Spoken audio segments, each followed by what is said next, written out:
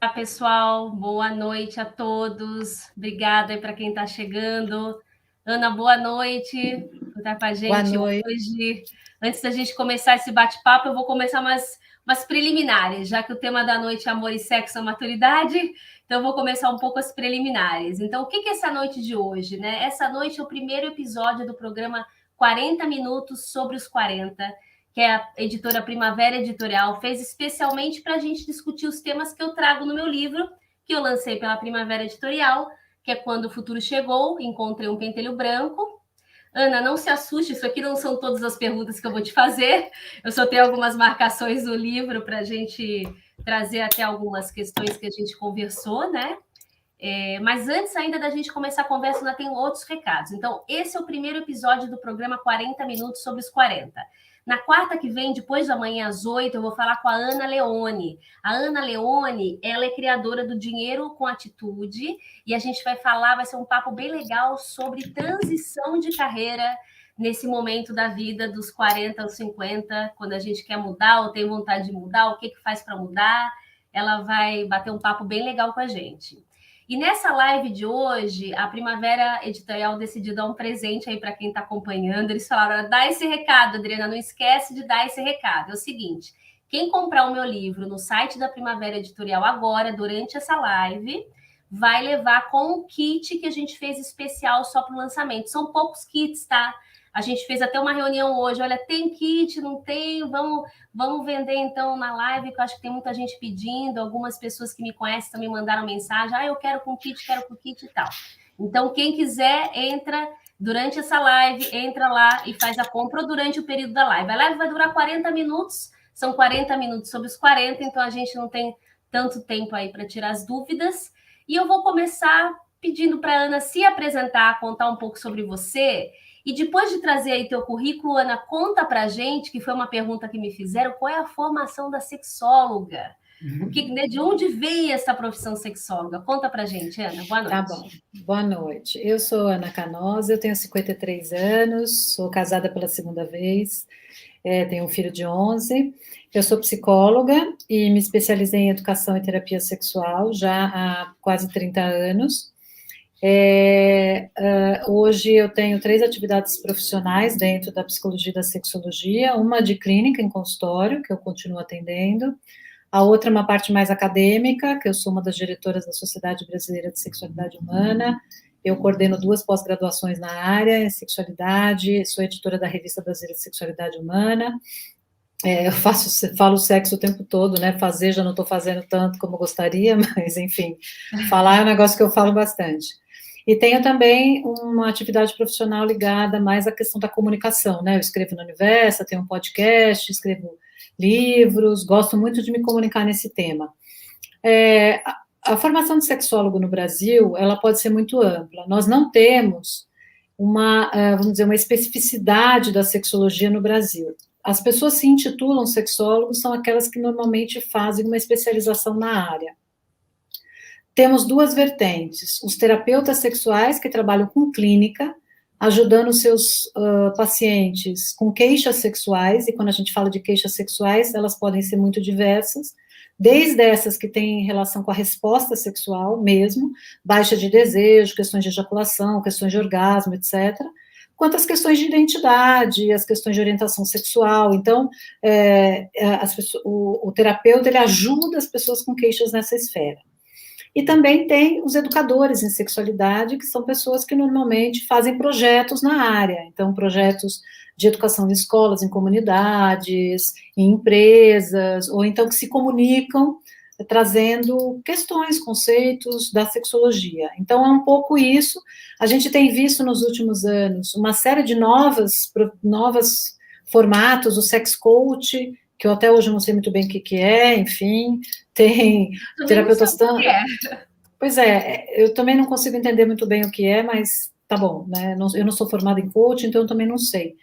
Mas eu acho que o meu recado para quem quer trabalhar nessa área é estudar mesmo, fazer uma especialização, porque a sexualidade, ela vai atravessando a gente por diversas questões, né? Ela atravessa o afeto, ela atravessa a identidade, então é um tema muito amplo, que tem várias dimensões que estão sempre se correlacionando, a dimensão biológica, psicológica, sociocultural, ético-religiosa. Então, acho que tem que se especializar mesmo, se aprofundar, e aquelas pessoas que buscam sexólogos que procurem entender exatamente o que aquele profissional vai te oferecer. Porque, como eu disse, hoje a gente tem muito sexo alguma coisa, então tem que perguntar mesmo, qual é o seu trabalho, o que você faz. Que interessante. Porque é difícil a gente ouvir alguém falar, eu fui numa consulta com uma sexóloga, até porque é uma coisa que a gente tem vergonha de dizer muitas vezes, a gente esconde, né? E isso é uma questão que eu trago um pouco no livro, né? De acordo com as experiências que eu vou trazendo e tal.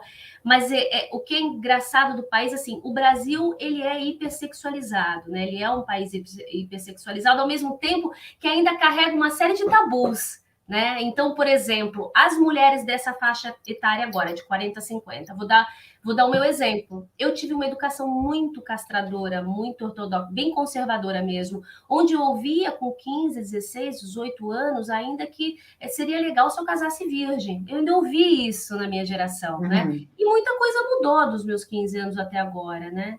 E eu acredito que muitas pessoas, muitas mulheres também passaram por isso, quer dizer, tiveram uma educação mais castradora e viveram num país hipersexualizado, onde ainda existem tabus que a gente luta para quebrar, né? Como é que é essa geração de agora, como é que isso tudo impacta a vida sexual dessa mulher e desse homem hoje, né? Tendo carregado um pouco dessa educação ainda, tendo passado por essa hipersexualização, ainda tendo ainda carregando um monte de tabu. Eu acho o Brasil sempre muito esquizofrênico, né? Eu digo, gente, não tem país mais esquizofrênico que a gente. A gente só fala de sexo o tempo todo, mostra o corpo o tempo inteiro, transa o tempo todo. E na hora de você falar, por exemplo, sobre prazer sexual para adolescentes na escola, não pode falar. Então, é a coisa mais incoerente que existe no planeta, né? Quer dizer, normalmente os projetos de educação em sexualidade, eles focam muito na prevenção de gravidez não planejada e não desejada, de infecções sexualmente transmissíveis e de abuso sexual. Eu acho que isso é super importante. Mas existe uma outra gama importantíssima que tem a ver com a construção da sua autonomia. Adriana, eu tenho uma formulinha que eu criei, assim, bem simples, que eu chamo de saber sexual. Saber sexual seria o meu livrinho, o meu dicionário, né, que eu vou construindo ao longo da minha vida. Primeiro, o saber, ele é sensação. Então, eu sinto coisas, e eu sinto coisas desde muito bebê. Eu sinto cheiro, eu sinto som, eu sinto afago. Tudo isso é registro de prazer. E isso vai norteando a minha identidade, de quem eu sou, porque eu sou a partir do outro.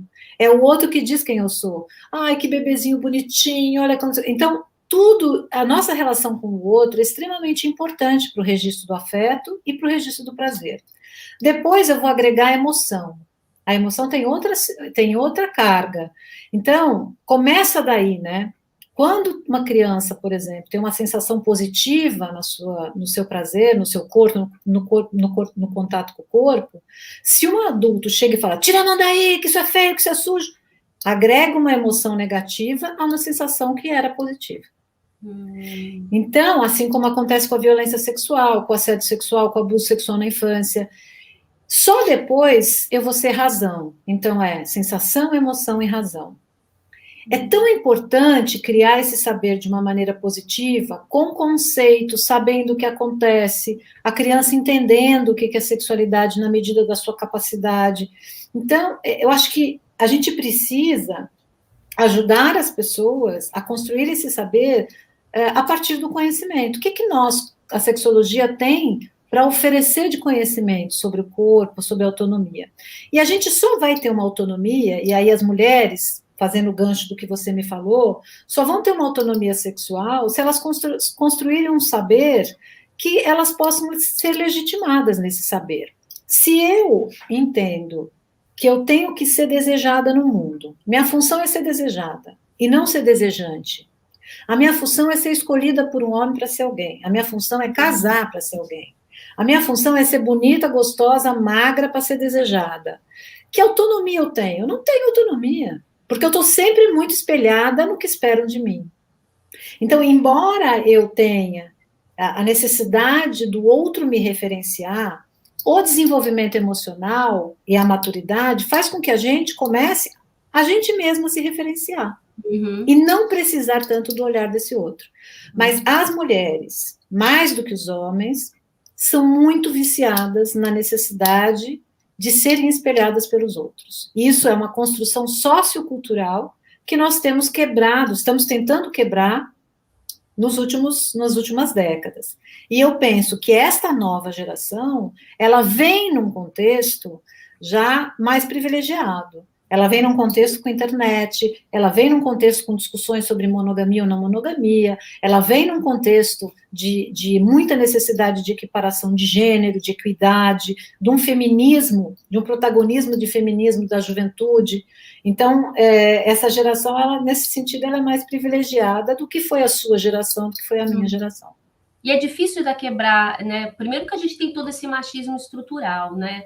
E segundo, porque assim, olha, você liga a televisão e ainda tem programa com bailarina dançando em auditório, né? Aquela sexualização. Eu lembro uma vez, eu morava no exterior, isso tem muitos anos, e uma amiga sueca falou, mas isso passa na... Eu mostrei para ela, isso passa na televisão. As mulheres vestidas desse jeito, se sexualizando ao extremo, né? Então parece que é uma briga da mulher, né? Ao mesmo tempo que ela quer se empoderar e ela quer ser mais igualitária, ela também busca ainda esse olhar, ela ainda busca que ela seja validada na sociedade pelo olhar do homem, né? Isso acontece exatamente sexualmente também, né? Quer dizer... Muito forte ainda, né? Isso ainda é muito forte. Eu acho que está mudando, mas isso ainda é muito forte. Então, é uma constante desconstruir, né? E eu acho que quando a gente vai para envelhecimento, ainda é pior ainda, é mais difícil ainda construir. Mais difícil ainda, com certeza, porque tem toda essa questão da juventude, né, onde a mulher é valorizada pela juventude, né, eu trago muito isso no livro também. Agora, e essa mulher de agora, então, não sei se você ouve isso no consultório, né, dessa faixa etária, essas mulheres de 40, elas têm tabus sexuais ainda? Elas ainda trazem isso?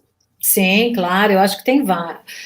Primeira coisa que eu queria colocar é tão interessante, porque a gente saiu de um polo para essa mulher que ninguém falava do orgasmo, ninguém falava do clitóris, ninguém falava para agora uma mulher que vive numa sociedade dos extremos e do consumismo e do que tem que ter tudo e que a felicidade tem que ser buscada a qualquer preço, que a gente sai de um não ter orgasmo para ter que ter orgasmo múltiplo, achar o ponto G, o H, fazer sexo tântrico, não ser monogâmica, ir na casa de swing, estabelecer porra, sabe? Usar todos os vibradores. Então, eu acho assim, que a gente... tudo bem, que bom que a gente está indo para vamos dizer, o extremo das possibilidades. A gente vivia no extremo das não possibilidades. Hoje nós estamos no extremo das possibilidades. Mas, de novo, é uma grande pressão o tempo todo, né? O sexo, ele tem isso, ele é uma performance cultural bastante forte. Quantos eu transei, quanto sexo casual eu tive, né? O quanto que eu sou desejada ainda, se eu sou gostosa, se não sou gostosa. Os homens também são pressionados a sempre estar... né, performar sempre. Vantagem, né? Se fala muito mais do que faz, eu acho, né, Ana? Você comentou isso comigo no livro, você chegou a comentar como pesquisas estão mostrando a baixa do desejo sexual à medida que os anos vão passando. Isso ocorre justamente por conta dessas cobranças e da hipersexualização? Nós estamos num momento curioso, né? Quer dizer, nunca se falou tanto de sexo e nunca se fez tão menos sexo. As pesquisas internacionais, norte-americanas, europeias e alguns países da Ásia, como o Japão, já têm demonstrado que as pessoas têm feito menos sexo. No Japão, por exemplo, 50% dos jovens são virgens. Quando a gente está falando de jovens, nós estamos falando até de 20 e tantos anos, quer dizer, tudo bem que é uma cultura muito diferente da nossa, mas a gente tem sido também, a sexualidade, ela tem sido atravessada por questões da modernidade, uma sociedade extremamente ansiosa, que toma muita medicação, né, onde você tem autores que apostam, inclusive, no excesso de hipersexualização, ou seja, eu encontro um vídeo pornô de qualquer jeito, do jeito que eu quiser, com uma pessoa ruiva, de cabelo não sei o quê, com uma unha vermelha, fazendo sexo com travesseiro, sei lá, a hora que eu quiser. É muito rápido, é muito fácil. Então, existem autores que, inclusive, hipotetizam que o fato da gente estar extremamente hipersexualizado no mundo virtual, tecnológico, que isso também tem deixado a gente menos sensível. Essa é uma possibilidade, é uma hipótese, né? Existem outras que são lançadas, como muito uso de medicação, medo do contato com o outro, medo de agressão, dificuldade nas relações de gênero mesmo, o sexo casual, que não é bom. Isso também é importante a gente falar, sabe, Adriana? Uhum. Nunca a gente pôde tanto fazer sexo casual, principalmente nos grandes centros. Aliás, eu quero fazer um parênteses. Quando a gente fala de Brasil, nós temos que falar que é um Brasil de muitos Brasis. Uhum. A nossa realidade de São Paulo é uma. E mesmo em São Paulo, você vai encontrar grupos mais tradicionais em relação à sexualidade, com grupos mais abertos. Mas quando a gente vai pelo Brasil afora, existem estados, por exemplo, do norte do país, cujas meninas se casam com 13 anos, 14 anos. A família casa essa menina com um homem mais velho, por razões financeiras, por razões de estabilidade, e para que ela não engravide. Então, veja, nós estamos falando de uma realidade grande. Mas vamos falar do povo, então, que faz sexo casual, que era o nosso tema. Já tem várias pesquisas que mostram, por exemplo, que só cerca de metade das mulheres tem orgasmo no sexo casual, em relação a 85% dos homens. Uhum. Então, dizer que uma coisa é a experiência do sexo casual, e essa experiência, ela pode ser positiva no sentido de eu ter mais autonomia, mais liberdade, de eu exercitar isso. Eu estou aqui, é o meu corpo, eu é que quero, e vamos embora. Então, isso pode ser positivo, mas isso não significa necessariamente que esse sexo é bom, que ele tem qualidade. Então, também dizer que está todo mundo transando, e está todo mundo tendo sexo casual de super qualidade, que está todo mundo satisfeito, também não é uma verdade absoluta. Né? Então, com certeza, muito se fala, e né, as pessoas têm essa mania mesmo de esbanjar as vantagens sexuais, né? Exatamente. Então, eu gosto muito de pensar na narrativa, né? Qual é a narrativa que você faz do sexo? Porque a narrativa, ela pode ser muito performática. Eu dei para não sei quantos, transei com não sei quantas pessoas. Pode ser só performance. Mas será que é isso que você busca? Eu entendo que a performance também faz parte do nosso desenvolvimento. A gente performa mesmo. Mas quanto mais a gente vai amadurecendo, a performance vai fazendo menos importância, ela vai tendo menos importância. Vai entrando a qualidade da relação com maior importância. Isso impacta muito quem está maduro agora e quem está solteiro, e principalmente numa pandemia, né, Ana? Acho Nossa, que nem fale. Tem esse tripé todo, né? Solteiro, maduro em pandemia, né? Eu acho que sim. Eu acho que isso impacta muito, principalmente, eu acho que os homens também, mas principalmente as mulheres. Um psicólogo que eu entrevistei no livro, que é especializado em relações amorosas, ele comentou isso, o Ailton Amélio, né? Ele comentou comigo, ele falou, olha, as mulheres ainda hoje, com toda essa liberação sexual, né, tudo que você acabou de falar, elas ainda buscam um contexto afetivo. Né? Então, destoa muito ainda de gênero hoje. O que se ouve em consultório? Não, eu acho assim, eu acho que ainda é assim, ainda existe um pouco essa diferença, mas eu acho que não ela não está tão grande mais. Eu vejo muitas mulheres jovens querendo fazer sexo e não indo buscar afeto. Eu acho que as meninas dessa nova geração, elas têm exercitado isso, inclusive até sentindo assim, até entrando em conflitos, assim, do quanto que objetificaram o sexo, o quanto não tem paciência para conversar com as pessoas mais, entendeu? O quanto vira, assim, uma coisa de, next, essa coisa dos matches, dos aplicativos. Mas eu sinto, sabe, Adriana, que não são só as mulheres. Eu acho que todas as pessoas, em algum momento da vida, elas buscam também uma relação afetiva. Não sei se tão próxima, não sei se no casamento, no formato monogâmico, mas buscam um conforto afetivo. Talvez seja um pouco a questão do ciclo de vida, né? Pessoas jovens estão querendo aproveitar mais essa coisa do sexo. pelo sexo, do sexo casual. Mas eu acho que também tem uma questão de personalidade. Existe um conceito que chama sociossexualidade, seria o quanto que você tem capacidade de se engajar em situações de sexo casual, de sexo não comprometido. E tem pessoas que têm mais personalidade para isso, tem uma sociossexualidade positiva, mais positiva não no sentido de julgamento de qualidade, mas assim, de quantidade mesmo de questionar, de pesquisa, né? Que ela tem mais facilidade. Outras pessoas não têm essa facilidade. Elas se sentem mal, elas não conseguem simplesmente sair e transar. Sabe? É difícil. Tem pessoas que só fazem sexo quando estão conectadas a alguém. Então, essas pessoas sofrem mais nos dias de hoje. Uhum. Muito mais. Porque já tem mais dificuldade de encontrar uma parceria que esteja na mesma vibe, né? Que queira mesmo uma profundidade maior. Então, tem sofrido mais. E para os casados, como tem sido? Porque assim, a gente viu, eu pelo menos li muita matéria de muitos casais se separaram na pandemia, né?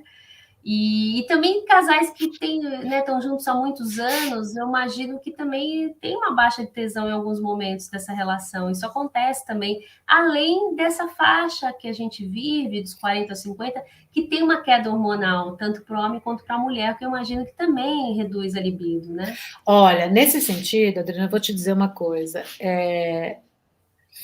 Eu sinto que os casais que gostam de sexo, que começaram o relacionamento com muita química, porque química é um negócio que ninguém dá, ninguém constrói, você tem.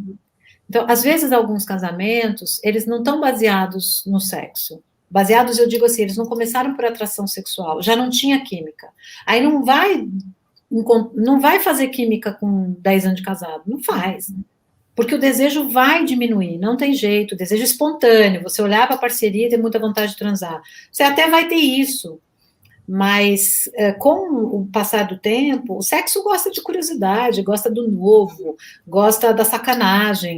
E você, no seu ambiente doméstico, do cotidiano, cara, é dever, pagar boleto, e filho, e cachorro, e papagaio. Então, sabe, guardar esse espaço para vir numa curiosidade, numa sacanagem boa, gostosa, cara, o casal precisa ser muito antenado, o casal precisa guardar essa intimidade, investir no sexo nesse sentido. Eu sinto que casais que sempre tiveram um bom sexo têm mais facilidade nessa manutenção, nessa linguagem, porque eu brinco às vezes com meu marido, né? Nós temos 18 anos de casado, 19, sei lá, vai fazer 20.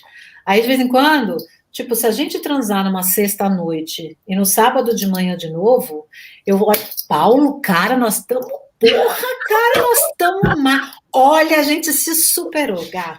Puta que pariu, nós estamos demais. Aí a gente fica um mês sem transar às vezes, 3 semanas, aí vai voltar. Então, qual que é a questão? A questão vai ficar igual? Não vai. Mas é bom, você se encontra com essa pessoa, curte, faz daquele momento bom humor, porra, isso não tem preço. Então, se de um lado o tempo, o cotidiano pode desfavorecer, por outro lado, pode ser uma jornada muito engraçada, muito gostosa, até nas fases baixas, sabe assim? Porque você fica ali você fala, bom, vamos aí, né? Eita, cara, tá foda, hein? Vamos fazer alguma coisa. Bora fazer um jantar fora, vamos dormir fora, vamos fazer alguma coisa. Então, acho que o casal precisa ter isso como uma premissa. E, Adriana, tem uma coisa que eu tava falando com um casal hoje. Aí eu tô falando pelos cotovelos, né? Não é para falar. Você fala pelos cotovelos. Eu tava falando com um casal hoje que, assim, né? Quando o desejo espontâneo ele diminui, ou seja, meu parceiro não olha para mim nua, saindo do banheiro e tem uma ereção. Cara, isso é maravilhoso com 20 anos, né? Já vem querer. Às vezes eu brinco com o pessoal de 25, ele vem o tempo todo, foi gata, economiza, é poupança isso aí, porque quando chegar lá na frente não vai rolar. Aí você vai se sentir, você vai ver como é que é ruim quando você passa, né?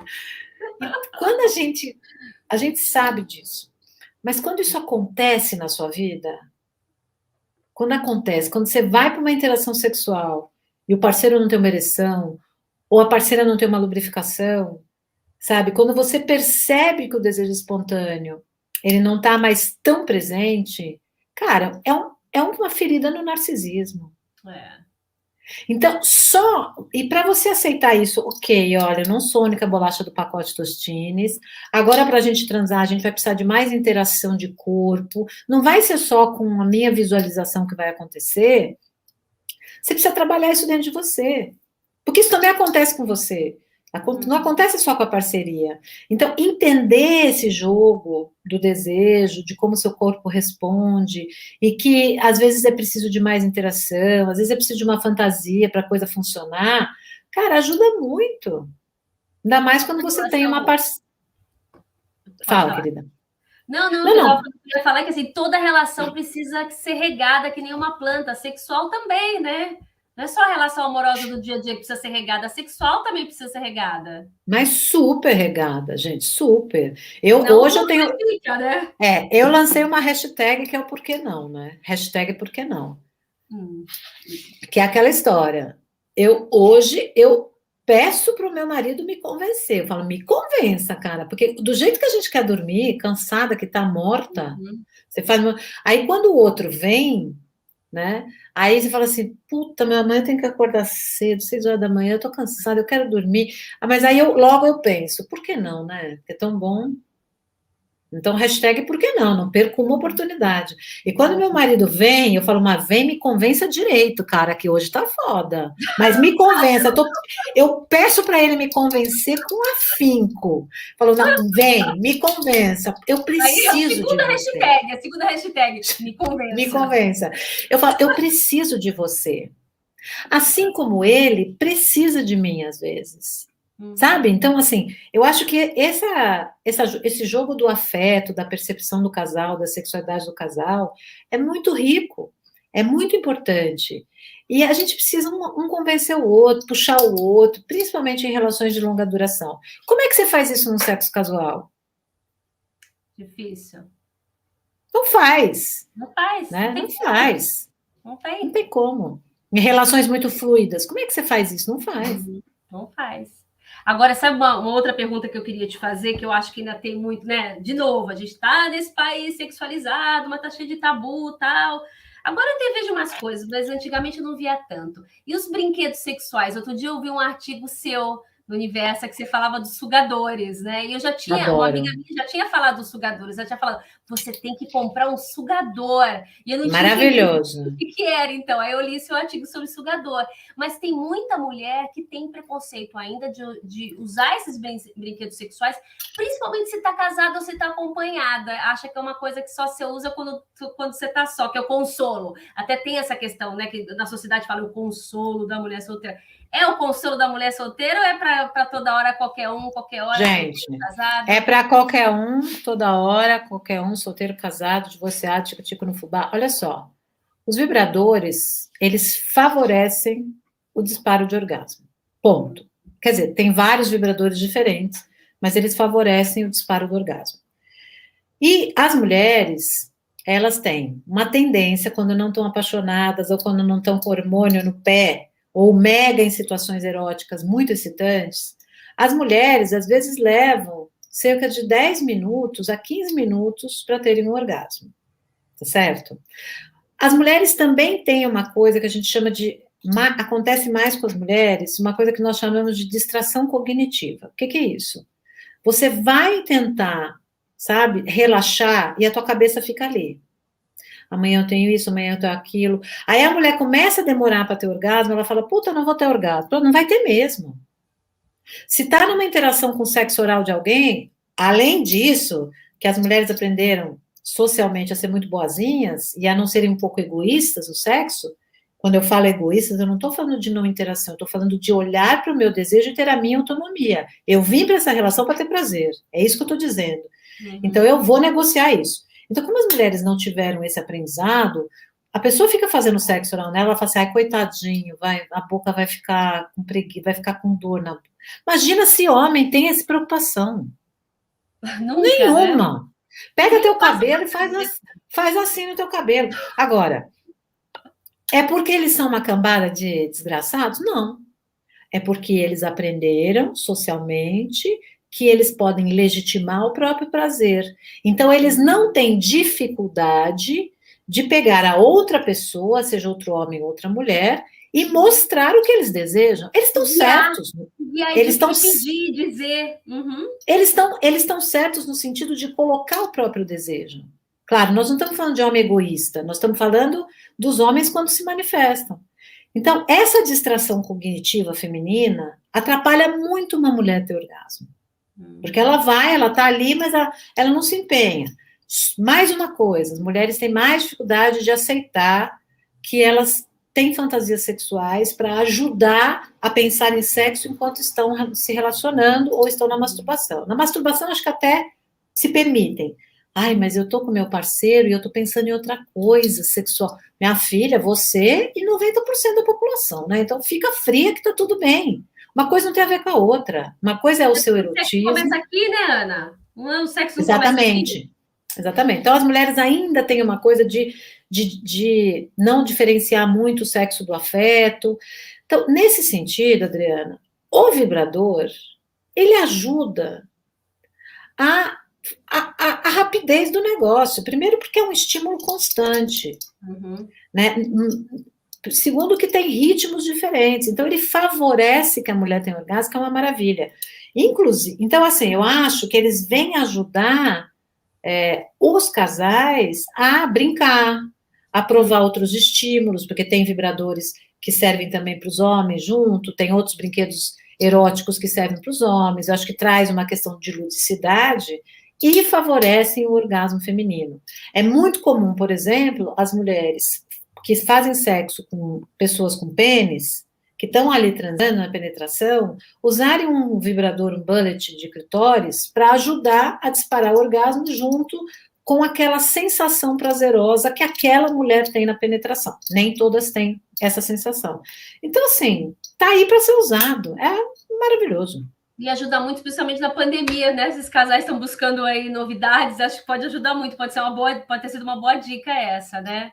Exatamente, exatamente. Olha, tenho perguntas que estão chegando aqui para eu falar. Dri, pergunta, a Ana, e o que você aconselharia para uma mulher por volta dos 40 que quer eliminar esses recalques provenientes da repressão sexual? Foi o que a gente começou a falar lá atrás, né? Um pouco, que a gente falou dessa repressão. Então, olha, o que a gente faz para quebrar isso? Isso é uma boa pergunta. Se a gente tem esses tabus, se a gente carrega ainda, e às vezes não é nem consciente, é inconscientemente, como é que a gente faz para quebrar? olha só, Manuela, primeiro você tem que olhar e se permitir ao prazer. Eu acho que é uma permissão interna, sabe? Eu preciso me permitir. Eu vim para esse mundo para ter prazer, para desejar, por que não? Então, se você se permite, você tem que olhar seus valores. Você vai, por que eu não me permitiria? É por causa de valores familiares, valores morais, religiosos. Então, tem que fazer uma reflexão e se permitir ao prazer. Outra coisa é se informar. Acho que vou te indicar, inclusive, o meu podcast, não tem só o meu, mas eu tenho um podcast que chama Sexoterapia, que está na 7ª temporada já, que a gente aborda vários temas Ah, é de uma maneira maravilhoso, eu recomendo, eu super de uma recomendo. maneira, isso, de uma maneira muito leve, livre, aberta, trazendo pesquisa, trazendo caso real, que vai ajudando você a desconstruir. Um passinho de cada vez. Compra um bullet, vai ver que não é nada demais, que ninguém morreu, né? Faz sei lá, um ensaio erótico para você, umas fotos, ousa, sabe? Troca uns nudes com alguém, com crush, com uma crush, escuta podcasts de contos eróticos, que é bem legal também, tem muitos que são gratuitos. Eu acho que precisa pegar o tema e destrinchar, sabe? E quanto mais informação. Frente, né? Encarar de Exatamente. frente a informação e se testar também um pouco, né? Exatamente. Tem mais uma pergunta aqui. Esse papo está me inspirando a perguntar mais. Dizem que quando amadurecemos, perdemos as amarras. Adriana, isso aconteceu com você. Eu sabia que depois que eu escrevesse esse livro, a vida ia ser um livro aberto, literalmente. Olha, claro que a gente amadurece em tudo na vida, espiritualmente, fisicamente, sexualmente também, né? Isso é uma evolução, a gente está em constante evolução. Então, com certeza, já não tenho mais amarras, não. Que mais? Aparece muita gente no consultório, Ana, dizendo ainda que tem amarras ainda com 40 anos? Muita gente, muita Aparece. E gente, o que sim. que aparece mais? Qual é a grande questão dessa mulher nessa faixa etária hoje? O que que ela reclama, hein? Eu acho que a questão da libido é sempre uma reclamação constante feminina, e aí eu acho que é importante a gente entender que o desejo, ele precisa da expressão erótica. Então, entender o que move o seu erotismo é super importante. Então, essas amarras, assim, de você poder ver um filme erótico e não ficar com envergonhada, trazer os seus desejos, essas brincadeiras com cartas, de falar sobre a sexualidade, eu acho que ainda é importante a mulher pensar no erotismo, no seu erotismo, aquilo que mobiliza o seu desejo. Boa. Individualizar, olhar para dentro mesmo. Tudo tem essa jornada de olhar para dentro, né? Ó, tem mais uma pergunta. A cada geração, a tendência de se abrir ou falar sobre sexo é mais comum? É correto pensar que as novas gerações são mais livres? Opa, se são. Agora, a gente tem que pensar também que tem alguns grupos bastante tradicionais, né? Quanto mais a gente abre e expande o tema, mais assustadas as pessoas ficam. Então, as pessoas ficam muito assustadas com as coisas diferentes, as fantasias, né, as expressões, o sadomasoquismo, porque hoje a gente vê uma série de expressões de identidade de gênero, não binárias. Então, o que acontece é que quanto mais você abre, mais você tira, despatologiza o comportamento sexual, aquele que não é encarado como tradicional, que foi normatizado, quanto mais você tira da patologia esses comportamentos, mais assusta. Quanto mais assusta, também pode haver um movimento de retração. Mas, sem dúvida nenhuma, essa geração é mais livre.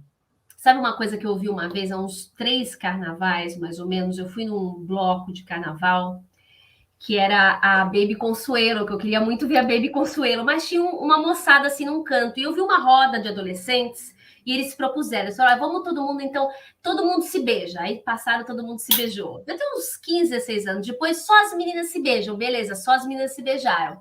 E depois, quando chegou na hora dos meninos, eles não quiseram, um olhou para o outro assim, tal, não sei o que lá. Então, duas questões, eu acho. Eles estão mais abertos mesmo, né? Essas novas experiências, pelo menos pelo que você diz, pelo seu relato e pelo que eu vi.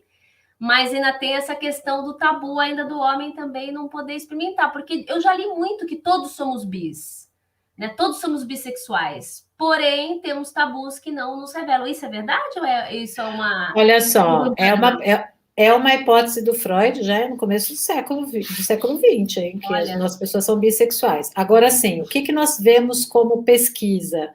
O que a gente observa é as mulheres heterossexuais são mais flexíveis à excitação, com vários tipos de orientação sexual distinta, em relação aos homens hétero, aos homens homo e às mulheres lésbicas. Ou seja, as mulheres héteros são flex. Uma mulher hétero, ela se excita a partir de uma visualização de um filme, por exemplo, com 2 homens transando, com 2 mulheres transando, mesmo que ela seja hétero. Então, o estímulo visual do filme normalmente excita as mulheres. Já homens hétero, mulheres lésbicas e homens gays, eles não se excitam tanto com cenas e possibilidades de sexo que eles não estejam alinhadas com a sua própria orientação e preferência. Agora, se isso, Adriana, tem um preconceito social, ou seja, se os homens não tivessem sido tão educados a serem machos, que eles, qualquer coisa, nossa, esse cara vai ser gay, será que eles também seriam mais abertos e mais flex? Não sabemos. Eu não sei o quanto isso é de uma questão evolutiva feminina ou o quanto tem uma questão sociocultural, tá? Deixa eu só responder aqui, ó, podcast erótico, viu? Eu tô lendo aqui o comentário. Mirna, dos gratuitos, tem da Pantinova e Contos Proibidos. Esses são 2 que tem no Spotify gratuitos. E tem o do telapreta.app, que é um site de contos eróticos. Esse é pago uma taxa, mas não é nem muito, muito alta, que também tem vários podcasts de contos eróticos, desde os românticos aos mais, né, explícitos, para a população LGBT, e narrados por homem e narrados por mulher, tá? E alguém me perguntou aqui, a Luciana perguntou sobre se eu indico o sexo tântrico. Claro, o sério, indico. É muito legal. E por quê? É porque é uma exploração corporal, de entrega, você fica nu de frente de uma pessoa, então você dá conta do seu corpo, e o terapeuta está ali para estimular o seu corpo para você ter prazer. Não é uma interação, ou não deveria ser uma interação erótica com o terapeuta. Você está ali só para você, é o seu prazer, é o seu autoconhecimento, é a respiração, é um puta de um orgasmo. Vale a pena. Eu acho que a gente quebra muitos tabus aí, quando você vai ali para experimentar o estímulo no seu corpo. E falando nisso, a gente tem que encerrar daqui a pouquinho, já que são 40 minutos sobre os 40, a gente não pode passar muito. Eu vi, quem quiser fazer uma última pergunta, então eu ia recomendar para correr para o chat agora para fazer a última pergunta. Mas você sabe, Ana, que aquela assim, eu ouvi dizer, me contaram, mas é verdade, me contaram mesmo. Eu nunca fui, mas eu tenho interesse em ir. E eu acho que eu só não fui porque começou a pandemia, então acho que nem sei se funciona mais. Mas não sei se você já ouviu falar num lugar chamado Prazerela. Sim, que é ótimo. Casa Prazerela. Para aprender a sentir prazer consigo mesmo e para ajudar na relação sexual com o outro, né? Como é que é essa história? Você conhece? Conta. A Casa Prazerela é da Mariana Stocker, ela é uma psicanalista que trabalha com sexologia, muito legal. O marido dela tem o Prazerele, que ele trabalha com homens. E ela faz... agora eu não sei como é que está voltando da pandemia, acho que está voltando agora. Ela faz uma série de rodas de conversa sobre o feminino, sobre a resposta sexual feminina. Então, ela faz alguns grupos de mulheres, e lá também tem massagistas tântricas que fazem uma terapia tântrica, que não é só a massagem, mas é esse mergulho da mulher no seu próprio conhecimento e seu próprio prazer. Principalmente mulheres que têm mais dificuldade de entrar em contato com o corpo, têm mais vergonha, que às vezes tem alguma questão de orgasmo, não consegue atingir orgasmo. Cara, embarque nessa jornada, é muito legal. São pessoas super sérias, eu conheço a Mariana, e vale a pena. É legal, ótima dica também. Então, última pergunta da noite.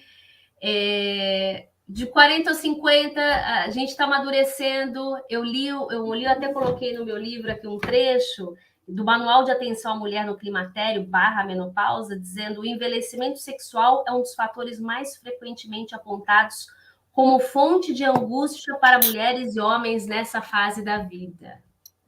Como não tem medo e angústia? Como encarar essa Cara, é uma merda. Cara, é uma merda. Né? É assim, olha só. A realidade é que você muda, né?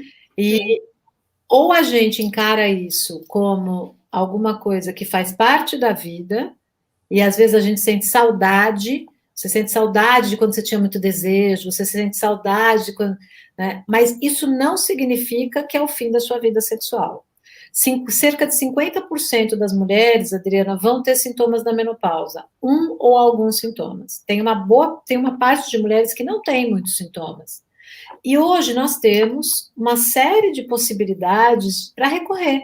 Então, você tem lubrificantes tópicos, você tem reposição hormonal para aquelas mulheres que podem fazer reposição hormonal, você tem lubrificante para usar na relação.